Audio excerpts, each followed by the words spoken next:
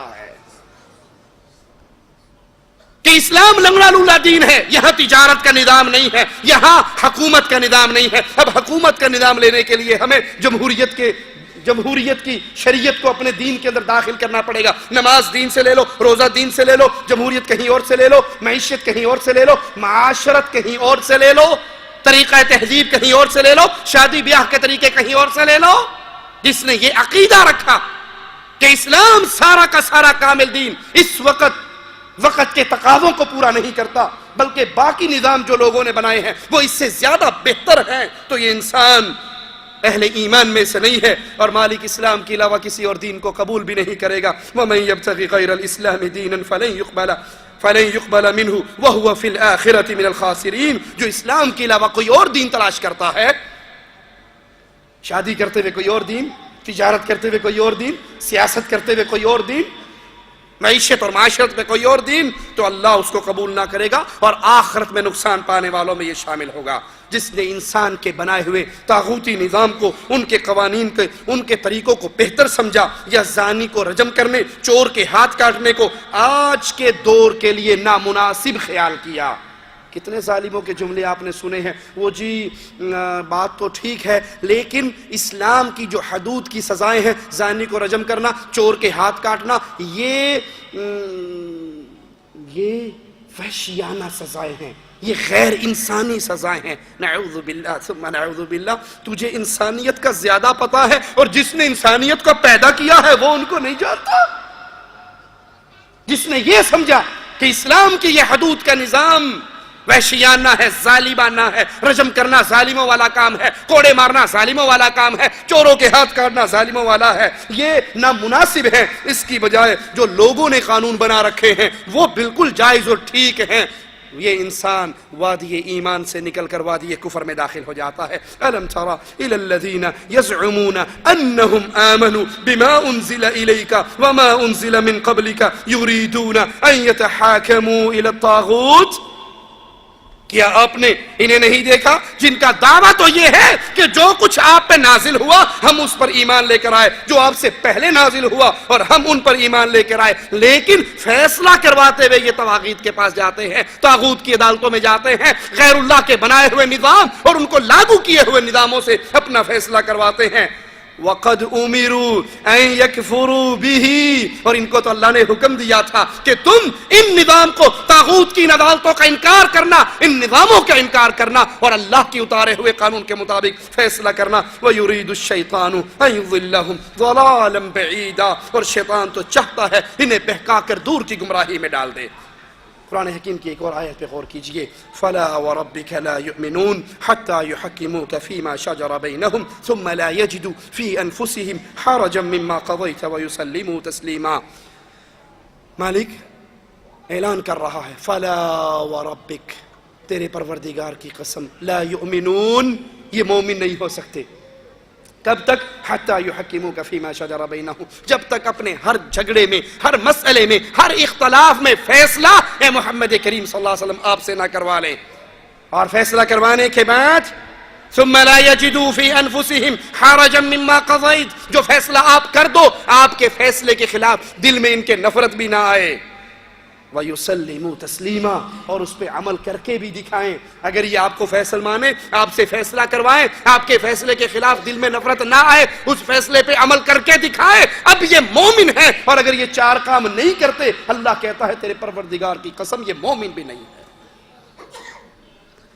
جس کسی نے نبی کریم کی لائی ہوئی شریعت کی کسی چیز کو ناپسند کیا, پانچویں چیز جو انسان کو وادی ایمان سے وادی کفر میں لے جاتی ہے, اگر اللہ کے نبی کی لائی ہوئی شریعت کی کوئی چیز کسی کو ناپسند ہو اور وہ اس سے بغض رکھے, اللہ کے نبی کی لائی ہوئی شریعت کی کوئی چیز کسی کو ناپسند ہو اور اس سے نفرت کرے, بغض رکھے, تو ایسا انسان بھی وادی ایمان سے نکل کے وادی کفر میں داخل ہو جاتا ہے. ایک ہے نبی کی شریعت کے کسی مسئلے پر عمل نہ کرنا, ایک ہے اس سے نفرت کرنا, اس سے بغض کرنا. مثال دیتا ہوں اس کی. ایک شخص داڑھی شیو کرواتا ہے اور اس کے دل میں یہ ہے کہ میں گناہ کا کام کر رہا ہوں, غلط کام کر رہا ہوں, اللہ مجھے معاف کرے. یہ گناہ گار ہے. یہ کون ہے؟ گناہ گار ہے. ایک ہے جس کو داڑھی سے نفرت ہے. داڑھی چاڑی, داڑھی کیا چیز ہوتی ہے؟ داڑھی میں اسلام رکھا ہے, اسے کوئی کہو نا میں داڑھی میں اسلام رکھا ہے. بھائی یہ شیطان کا جملہ ہے. اگر آپ یوں چلو گے تو کوئی چیز بھی اسلام میں, نماز میں اسلام رکھا ہے, روزے میں اسلام رکھا ہے, حج میں اسلام رکھا ہے, قربانی میں اسلام, ایک ایک ایٹم نکالتے جاؤ. نہ روزے میں اسلام. اسلام قال اللہ و قال رسول میں ہے. یہ چیز نہیں جی نہیں داڑھی اسلام میں ہے, اسلام میں داڑھی نہیں. ایک بندے کو داڑھی سے نفرت ہو, وہ کلین شیو کو دیکھے تو بڑا مسکرا کر ملے ماشاءاللہ میرے ورگا ہی آ گیا ہے, اور اگر کوئی داڑھی والا مل جائے تو مولوی, داڑھی والا مولوی, نہیں کیا پتا ملا پڑھے ہو, ملا صاحب, مولوی صاحب پڑھے ہیں, صوفی صاحب, حاجی, اس کو نام سے پکار. اس لیے کتنے لوگ ہیں جو بیچارے داڑھی اس لیے نہیں رکھتے کہ جناب مسئلہ یہ ہے کہ دیکھیں نا میں 17 گریڈ کا آفیسر ہوں, میں بہت بڑا آفیسر ہوں, میرے بڑے اوپر ہائی لیول کے لوگوں میں اٹھنا بیٹھ رہا ہے, اب تو مجھے سر کہہ کر پکارتے ہیں. اگر داڑھی رکھ لی تو صوفی صاحب پیچھے ہو جائے. اگر داڑھی نہ رکھے تو گناہ گار, اگر داڑھی سے نفرت کرے تو یہ اس کے کفر کی نشانی. اسی طرح پردہ کرنا, ایک عورت پردہ نہیں کرتی وہ گناہ گار ہے, لیکن اگر اسے پردے سے نفرت ہو تو یہ اس کی نفرت کرنا رسول کی شریعت سے نفرت ہے جو اس کو کفر میں لے جاتی ہے. ایک اور مثال سے سمجھ لیں, 4 شادیاں کرنا اسلام میں اجازت ہے, ضروری نہیں ہے سارے اوکھے نہ ہو, وہ جڑے ہو رہے ہیں انہوں نے ہونڈے ہو. ہم الحمدللہ 2 کر چکے ہیں, تیسری کے چکر میں ہیں, پریشان نہیں ہونا. ایک ہے 4 شادیاں کرنا سنت ہے, کوئی کرنا چاہے کر لے, نہیں کرنا چاہتا نہ کرے, ٹھیک ہے. ایک ہے 4 شادیوں والے مسئلے سے نفرت. یہ 4 شادیاں, مردوں کو 4 شادیاں. اگر ایک عورت 4 شادی کے مسئلے سے بغض رکھتی ہے, نفرت کرتی ہے, ایک تو ہے دل میں جو ویسے ایک سوکھناپے کا جو جذبہ آتا ہے وہ اپنی جگہ پہ, لیکن اگر شریعت کی اس بات سے ان سے نفرت ہو, یہاں بھی ڈر لگا رہتا ہے کب دوسری کر لیں گے, اور جنت میں تو ہیں 2 حوریں پہلے سے بیٹھی ہوئی ہیں. اگر اس کو 4 شادیوں سے, مرد کو یا عورت کو, نفرت ہو, اس مسئلے سے نفرت ہو جائے تو یہ اسلام کی لائی ہوئی بات سے نفرت اس کو وادی کفر میں دھکیل سکتی ہے. اسی طرح اسلام کی کوئی بات اگر وہ پسند نہ ہو, اس سے بغض رکھے, 2 عورتوں کی گواہی 1 مرد کے برابر ہے, اگر اسلام کی لائی ہوئی اس بات سے کسی کو نفرت ہو, ٹھیک ہے, وہ اپنی زبان سے عقلی طور پہ اس کے دلائل دے کے اس کا رد کرے, زانی کے رجم کرنے سے اسے نفرت ہو, چور کے ہاتھ کاٹنے سے اسے نفرت ہو, تو ایسے لوگ دین کی کسی ایک بات سے بغض رکھنے کی بنا پر کافر ہو گئے. ان کا ایمان سے کوئی تعلق نہیں, کیونکہ وہ شریعت کی ہر بات کو ماننے کے پابند ہیں. اگر وہ کسی بات سے, شریعت کی بات سے نفرت کر رہے ہیں تو یہ اسلام سے نفرت کر رہے ہیں. مالک فرماتا ہے والذین کفروا فتعسا لهم واضل اعمالهم ذلك بانهم كرهوا ما انزل الله فاحبط اعمالهم. عورتوں میں شور آ رہا ہے, برائے مہربانی ان کو خاموش کروائیے. اب 4 شادیوں کا مسئلہ ہے تو شور ہی کریں گی بیچاری, کیا کریں گے. میں ہر مرد کو نہیں دعوت دے رہا کہ آپ اس پنگے میں پڑھیں, لہذا آپ ایک پہ ہی صبر کریں. یہ نہ ہو اگلے درس میں ہم آئیں تو کوئی یہاں بیٹھنے سننے والا ہی نہ ہو, بیویاں گھر میں ہی روک لیں گے, خبردار اس مولوی کے درس میں نہیں جانا. جو کرنا چاہیں, یہ وادی بڑی مشکل ہے, پھر اس میں عدل و انصاف آپ پہ فرض ہو جاتا ہے.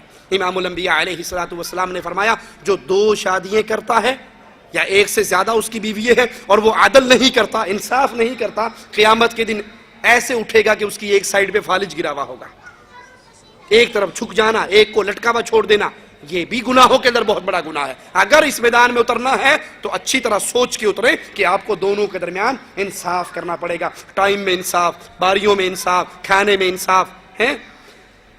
تو مالک فرماتا ہے جو لوگ کافر ہوئے انہیں ہلاکت ہو, اللہ ان کے اعمال غارت کر دے گا. یہ اس لیے کہ وہ اللہ کے نازل کردہ دین سے ناخوش ہوئے, پس اللہ نے ان کے اعمال ضائع کر دیے. ذَلِكَ بِأَنَّهُمْ كَرِهُوا مَا أَنزَلَ اللَّهُ, جو اللہ نے نازل کیا اس سے نفرت کی. فَأَحْبَطَ أَعْمَالَهُمْ, ان کے اعمال برباد ہو گئے. پس اللہ کے نازل کردہ دین سے ناخوش ہونے والا کافر ہے, اس کے اعمال ضائع کر دیے جائیں گے. منافقین کے اعمال کے ضائع ہونے کی وجہ بھی یہی مالک نے بیان فرمائی کہ وہ اللہ کی رضامندی کو برا جانتے تھے. ذَلِكَ بِأَنَّهُمْ, یہ اس لیے یہ منافقوں کے اعمال کیوں برباد ہوئے کہ انہوں نے اس راستے پر چلے, اس راہ کے راہی بنے, اللہ کو انہوں نے ناراض کر دیا اور انہوں نے اس کی رضامندی کو برا جانا, تو اللہ نے ان کے سارے اعمال کو برباد کر دیا. اللہ سے دعا ہے اللہ ہماری خطاؤں کو معاف فرمائے.